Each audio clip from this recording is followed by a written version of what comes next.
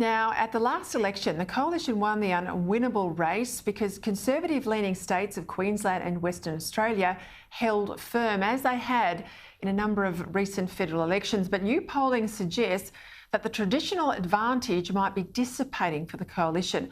A Resolve strategic survey shows the coalition's primary has collapsed, down 12 points in WA and 11 points in Queensland. How accurate is that? Well, let's talk to locals on the ground and get their assessment. Proud West Australian broadcaster Jane Marwick joins me now from Perth, and an equally parochial Queensland, the host of Hargrave, Gary Hargraves, coming to us from Brisbane. I'll start with you, Jane, if I can. If you read those polls and you look at sort of the street view, what we're seeing in the suburbs in WA, particularly Perth, it's looking pretty grim for the government, but I'm interested in your view, particularly the independents on the ground. Yes, the so-called independents. Good evening, Peter and Gary. Look, I think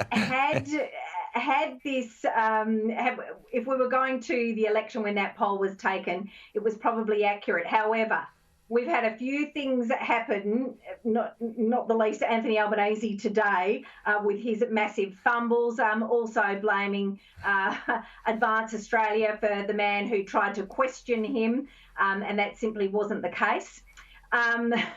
We've got the independents, and I think we might have some photographs of them, there are lots and lots of banners for the Curtin Independent. And what's really interesting, Peter, is that people are putting them in their own gardens. You can see them here. This is Kate Chaney, the so-called independent, the Climate 200 independent, and I've never seen anything like it.